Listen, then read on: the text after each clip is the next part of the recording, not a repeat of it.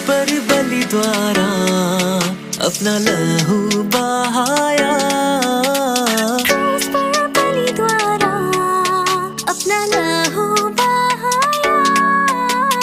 पाप को हटा कर साफ है किया, हमको बचा लिया। पाप को हटा कर साफ है किया, हमको बचा लिया। हालेलुया स्तुति गाए हम, यीशु की स्तुति गाए हम। हालेलुया स्तुति गाए हम, यीशु की स्तुति गाए हम।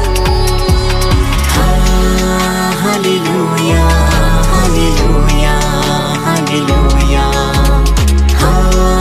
Hallelujah hallelujah hallelujah.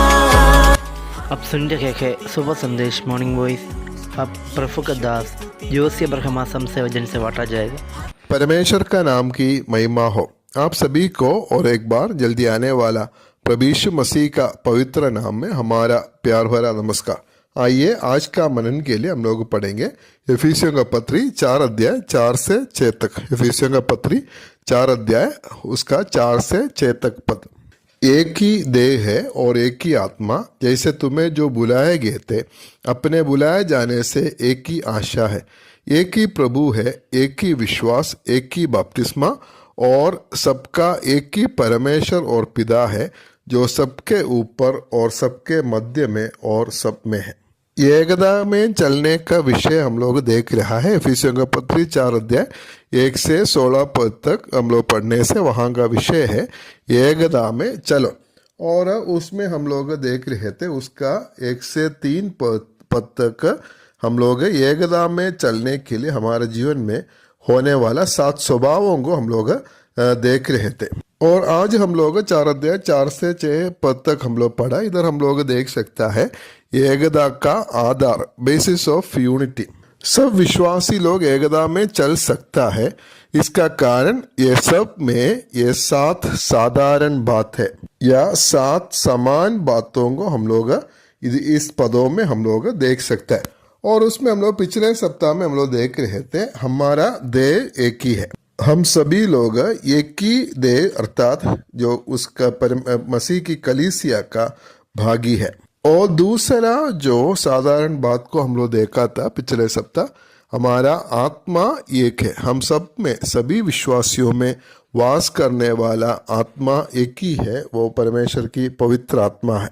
और तीसरा हम लोग का जो साधारण बात है हम लोग उसमें हम लोग आगे हम लोग ऐसे पढ़ता है एक ही देह है और एक ही आत्मा, जैसे तुम्हें जो बुलाए गए थे अपने बुलाए जाने से एक ही आशा है। हमारा आशा एक है। सभी विश्वासियों का एक ही आशा है या एक ही मकसद है। एक बात के लिए हम हर एक विश्वासी लोग इंतजार करते हैं। हमारा आशा एक है। उस आशा के बारे में हम लोग इधर ऐसा पढ़ा है, तुम्हें जो बुलाए गए थे अपने बुलाए जाने से एक ही आशा है। जब परमेश्वर हमें बुलाया एक आशा देकर हम सबको बुलाया है।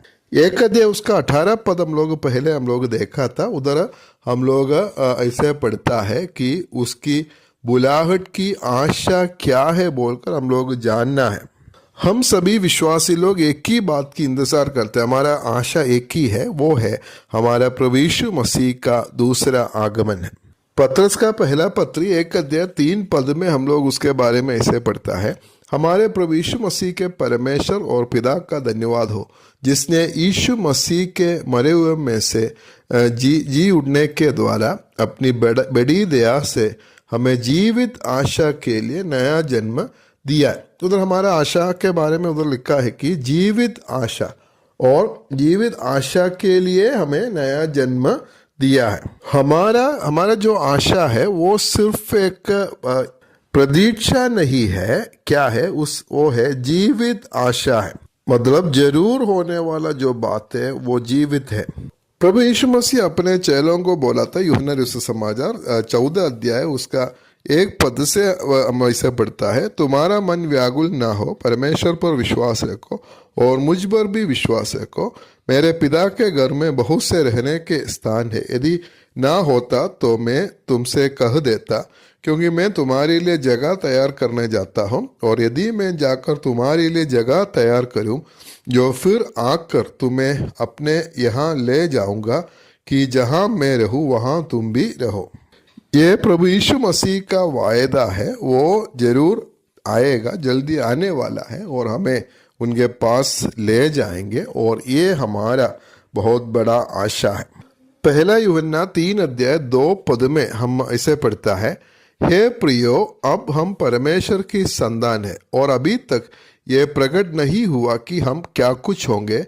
इतना जानता है कि जब वो प्रकट होगा तो हम उसके समान होंगे, क्योंकि उसको वैसा ही देखेंगे जैसा वो है।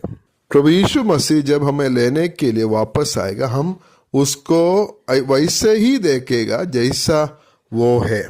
हमारा जीवन का सबसे बड़ा इंतजार और भरोसा है प्रभु यीशु मसीह को हम लोग एक दिन हम लोग देखेंगे, और वो जैसा है वैसा हम लोग देखेंगे। और उस समय क्या होगा, सिर्फ वो नहीं है, हम इधर इधर देख सकता है, हम उसके समान होंगे।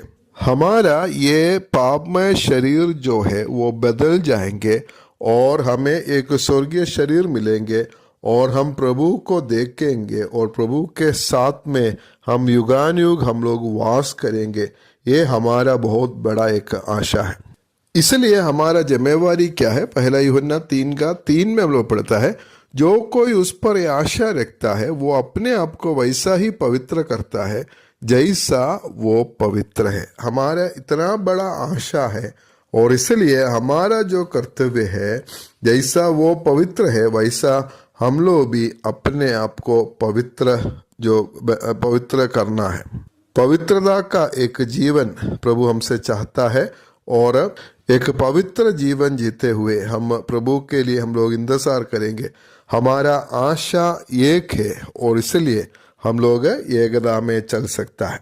और हम विश्वासियों में होने वाला जो चौथा जो एक बात क्या है, साधारण बात क्या है, हम लोग इधर हम लोग देख सकता है 5 पद में हम लोग ऐसा पढ़ते हैं। उसका शुरुआत में एक ही प्रभु है, हम सबका, सभी विश्वासियों का प्रभु एक ही है। हम सभी विश्वासी लोग एक ही व्यक्ति के हाथ में अपना जीवन को दिया है, और वो हमारा प्रभु है, हमारा प्रभु यीशु मसीह। जब हम लोग उद्धार पाए उसी समय प्रभु यीशु मसीह को अपना प्रभु जानकर हम लोग अंगीकार किया।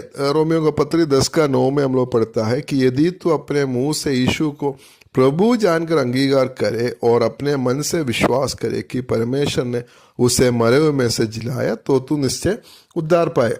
प्रभु यीशु मसीह को अपना प्रभु जानकर हम लोग अंगीकार किया है, तभी हमारा उद्धार हुआ है। और हम सबका एक ही प्रभु है। हम लोग उधर हम लोग पढ़ते हैं कि रोमियो का पत्र 10:12 पद में हम लोग पढ़ता है, यहूदियों और यूनानियों में कुछ भेद नहीं, इसलिए कि वो सबका प्रभु है और अपने सब नाम लेने वालों के लिए उद्धार है। वो सबका प्रभु है, और हम सभी विश्वासी लोग, उद्धार पाए हुए सभी लोग उसका प्रभुता को मान लिया है और उसके हाथ में अपना जीवन को दिया है। प्रभु यीशु मसीह हमारा प्रभु है। सच में हमारा जीवन का प्रभुता उसको देना है, उसका हमारा जीवन में राज्य करने का अवसर हम लोग देना है, और उसका इच्छा के अनुसार हम लोग चलना है। हम एकता में चल सकता है, इसका कारण हमारा प्रभु एक ही है। हम लोग अभी तक हम लोग 4 साधारण बात को हम लोग देख रहे थे, और वो है हम लोग देखा था हमारा देह एक ही है, अर्थात हम एक ही कलीसिया का सदस्य है। हमारा आत्मा एक ही है, वो है पवित्र आत्मा। और तीसरा बात है हमारा आशा एक है, वो है प्रभु यीशु मसीह का आगमन के लिए हम लोग इंतजार करते हैं।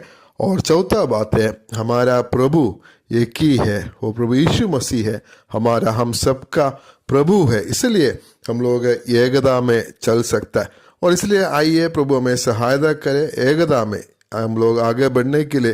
प्रभु हम सभी को सहायता करे। परमेश्वर का नाम की महिमा हो।